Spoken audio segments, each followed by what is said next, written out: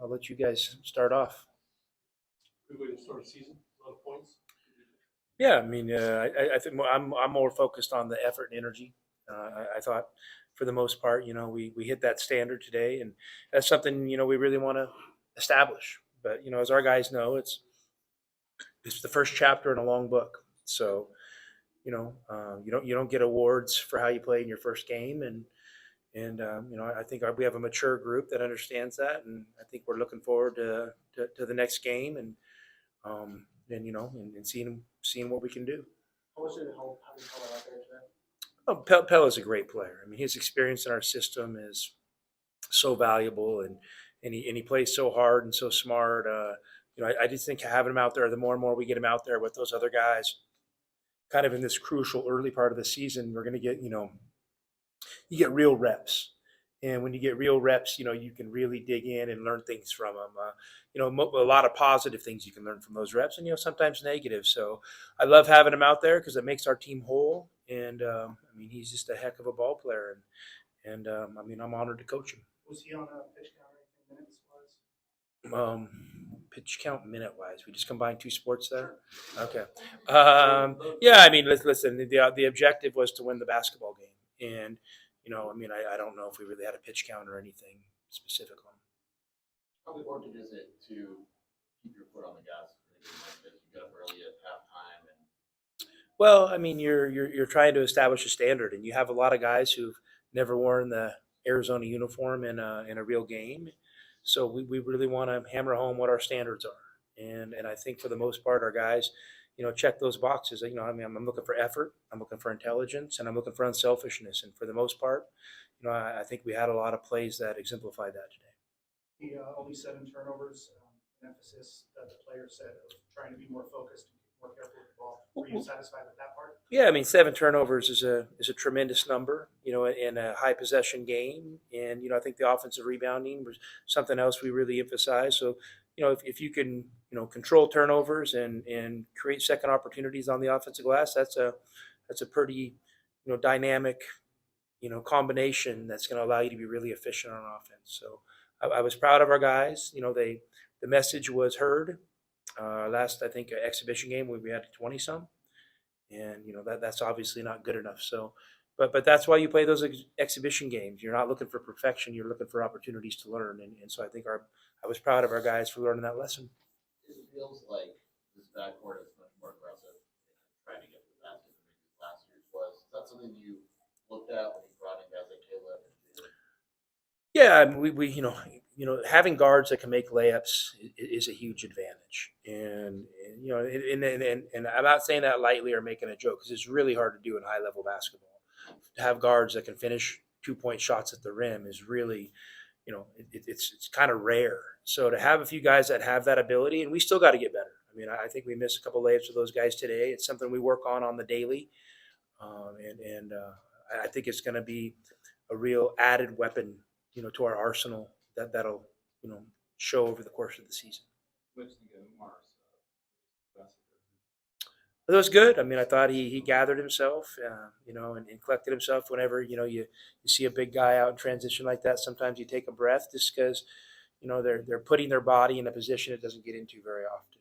And I mean, I even mentioned that to Philip when he tried that over the top pass to Krivas. It's just those guys just don't get those repetitions like other guys do. So you kind of take a little bit of a deep breath and hope for the best. So I'm glad both of those turned out okay for us. So, Tommy, you already fill out guys tonight, but do you already have a sense of your rotation now that you're trying to cut it down? We'll talk about it as a staff. And we'll do what we feel gives us the best chance to win that game. But I mean, I wouldn't use it as an indicator, for final decisions being made. For me, we have 6 starters, and I'm comfortable. You could probably give me 4 combinations, and I'd be like, yeah, I'm good with that. And so we kind of settled in on one tonight, and we'll see what we do moving forward. Some of those other guys off the bench that are kind of, earning their opportunities and learning their way in our program are really good players, and I don't want to sell them short. There have times too where you have Ella and KJ maybe even guarding 4 out there. Do you expect to go with the kind of a little bit smaller lineup a lot, or will it kind of match up? Well, with Henry's injury, it's kind of tilted things in that direction. But it's a style that we've been really comfortable playing. We've done it the last 2 years. It just people forget about it, and we've probably done it a lot more than people realize. So it's something we're really comfortable doing, and we kind of have our plan when we do it, and I think our guys, we kind of installed it, maybe a week or two ago, so it's kind of fresh. So we're still learning, but I think it's got a lot of potential. Your thoughts on Rivas' game tonight? You mentioned him a little bit early on, just overall general thoughts. Good player. I mean, for a freshman, your first official game under the lights, he did well. I mean, I think there were some real positives, and I think there was a couple things he'll learn from. Just ball strength, ball security. How different ways to finish in traffic and around the basket, which are hard. And our guys will figure out. I mean, do we need to throw him a bunch of 5 or 6 low bounce passes off baseline drives, which are hard catches, but I think he caught most of them. He's got great hands, so he's got tremendous potential, and I just think that as we kind of move forward in this season, the combination of him and Newmark can be really powerful. Are you the type of coach to say Friday's just another game, or are you saying? I mean, listen, it's Arizona versus Duke. I mean, I think that's enough said right there. I think no matter what happens, I mean, hopefully you have 2 great teams that are going to have an epic early season battle. I think that'd be great for college basketball. But no matter what happens, I don't think there's going to be any postseason awards given out by what happens the second November 10th. So, I mean, if you go and play well, it's a great opportunity to really build your resume. If you go and struggle, it's going to be an awesome learning opportunity that I'm sure you're going to be better for it. I feel like with that coming up, that added any urgency tonight, both for you and the guys? Not really. I mean, I mean, if you're not excited to play in your first game, in front of thousands of fans, I don't know what to tell you. So, I mean, these are, anytime we play in McHale against any opponent, we're going to be excited. And our guys love competing and playing. And I mean, I don't think there was any look ahead or anything like that. It just seemed like a lot different focus than the other night when you're playing that final exhibition. Yeah, well, we got to get better. You get better over the course of a season, and and you need learning and teaching opportunities to help the guys realize that. And we are also trying to establish the standards we want our program to be known by, and so that was more my focus and the team's focus than anything else. Do you have to tell Caleb anything about going back? Such a big, or are you worried about it because he's an old guy? I'm not worried about it. I think Caleb's pretty tough and tough-minded.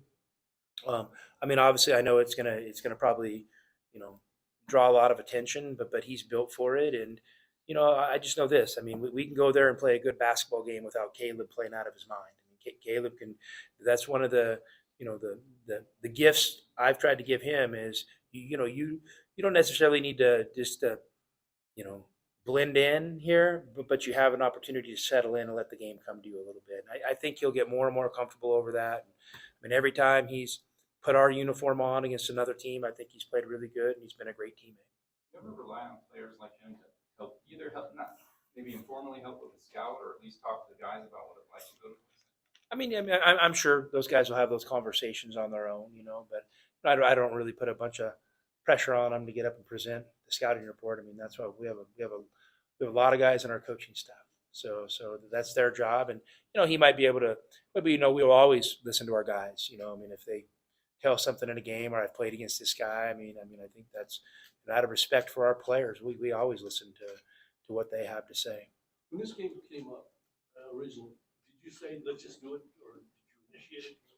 How did this go? Yeah, I mean, I called John when he got the job, and I just thought it would be a great idea for both of us to play a game like this. And scheduling in college basketball is getting harder and harder for whatever reason. So anytime you get an opportunity to get 2 programs of Arizona and a Duke stature to meet on the other's court, I think it's pretty cool. So especially in out of conference. So I respect John as a person and as a coach, and I'm thankful that he agreed to do this, and he and I think share a mutual respect for each other, and we don't talk every day, but we definitely touch base over the course of the season, and we see each other out recruiting and things of that. So You know, I mean, I'm honored that they're giving us this opportunity.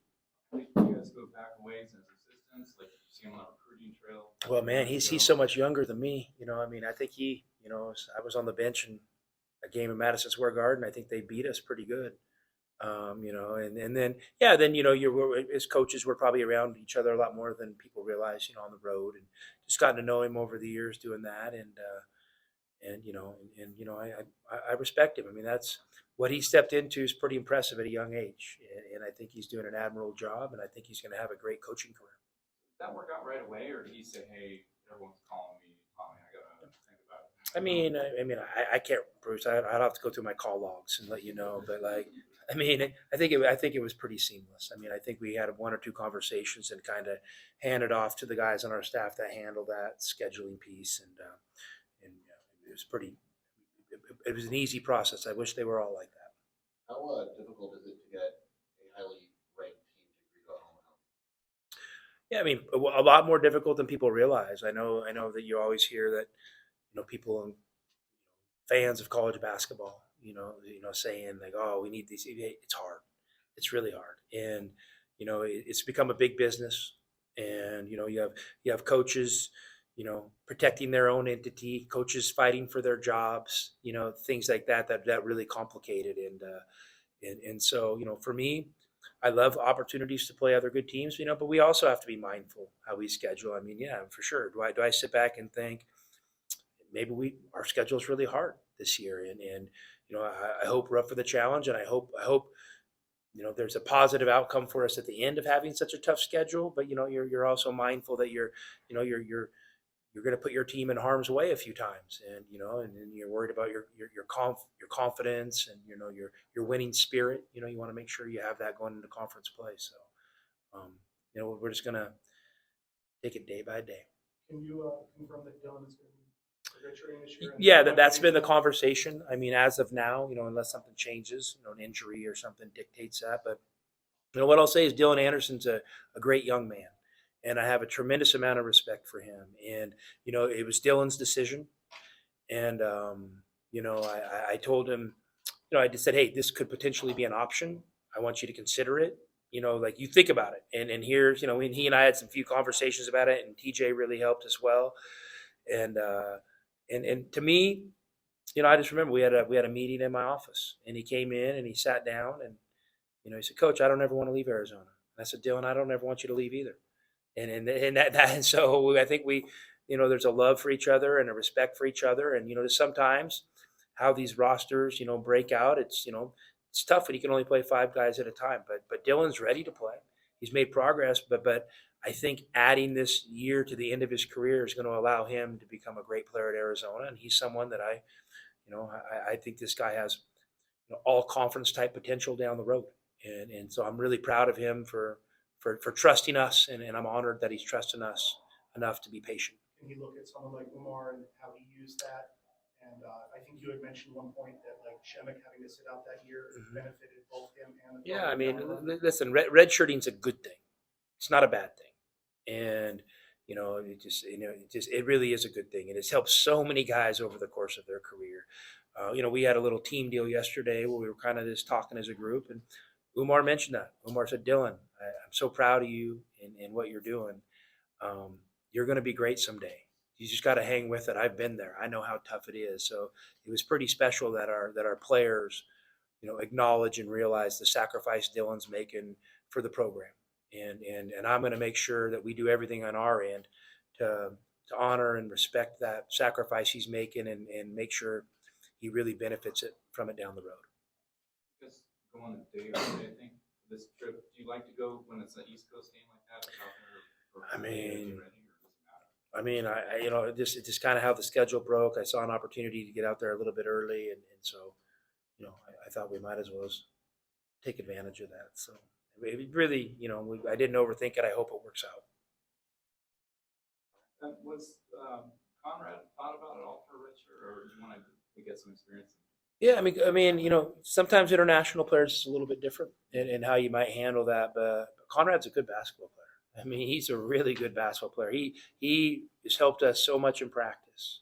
And, I don't know if people are seeing him out there and really have an understanding and respect for how good of a player he is. But he's a really good basketball player who is going to have a lot of great moments at Arizona. And I have 100% belief I could put him in a tough game, maybe if we're struggling and need a little spark, and he could come in that game and make that play. He's fearless. So I love having him out there, and I just thought, you know what, I don't want to leave this team, one player short, one spark short, and so he and I talked about it, and he's an unbelievable team person, so he had no problem saying, Coach, whatever you want me to do, I'll do whatever I need to do for the program. Thanks, Coach. Thank you guys.